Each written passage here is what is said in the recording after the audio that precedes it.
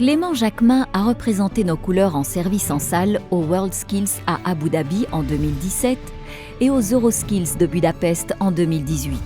Lors de ces 2 compétitions, il a même décroché une médaille d'excellence, ce qui équivaut à être finaliste aux Jeux Olympiques. Pour lui, ces expériences restent inoubliables. Bonjour Clément. Bonjour Caroline. Bienvenue à Technocité. Merci. Alors dis-moi Caroline, que fait-on ici à Technocité? Technocité, c'est un centre de compétences, mais on accueille aussi des jeunes pour les former au milieu du numérique. Et oui Clément, chez Technocité, on améliore la culture technologique à travers des ateliers à destination des jeunes et des enseignants. Ici, on peut apprendre au départ de Minecraft, de l'intelligence artificielle, des robots, de l'impression 3D ou encore du métier d'influenceur. Un accompagnement pédagogique ludique et interactif qui nous plonge dans le monde de demain. Que va-t-on faire aujourd'hui? Alors aujourd'hui, on va créer un objet en 3D. C'est tout à fait le genre d'objet qu'on pourrait utiliser pour le cinéma, pour la publicité ou même le jeu vidéo. On va créer une sorte d'univers virtuel en fait. On peut dire ça, oui.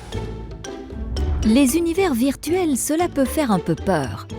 Et lorsqu'on décide d'y plonger, mieux vaut garder les pieds sur terre et ne pas oublier son entourage. Bien sûr, il vaut mieux ne pas avoir peur du ridicule et éviter la danse. Finalement, le plus dur, c'est de faire la différence entre le réel et le virtuel. Donc en fait, on va faire un bonhomme de neige. D'accord. Alors pour faire un bonhomme de neige, c'est très simple. Il nous faut une petite boule. Et tu vois, elle ressemble tout à fait à une boule à facettes. Et comme cette boule à facettes, elle a exactement les mêmes caractéristiques. Donc elle a une largeur qui correspond ici en rouge à l'axe X, une profondeur qui correspond à l'axe Y et une hauteur qui correspond à l'axe Z. Et donc ces 3 axes permettent de situer tous les points de cette boule dans l'espace. L'avantage que moi j'ai par rapport à cette boule ici réelle, c'est que je peux faire tout ce que je veux avec mon objet 3D. Par exemple, je peux changer sa taille, je peux le faire tourner sur elle-même et en fait je peux faire ça avec tous les éléments qui composent cette sphère. Donc pour faire un bonhomme de neige, c'est simple, je vais dupliquer ma sphère, je vais la rapetisser et la positionner pile poil au-dessus et ensuite la diminuer de taille.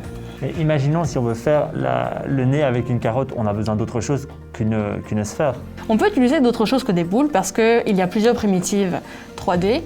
Il y a les surfaces, il y a les cubes, les cylindres et les cônes. Ah ben justement, voilà. Et donc un cône, ça peut être ce qui se rapproche le plus de l'aspect d'une carotte pour l'instant. Et là, en quelque sorte, il flotte dans l'espace, le bonhomme de neige. Est-ce qu'on ne pourrait pas imaginer de lui installer un sol?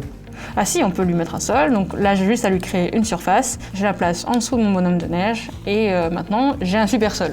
Et là, il n'est pas coloré. Est-ce qu'on peut ajouter une sorte de couleur pour lui donner un peu plus de vie? Alors, on peut ajouter soit des couleurs monochromes, mais on peut aussi ajouter des textures.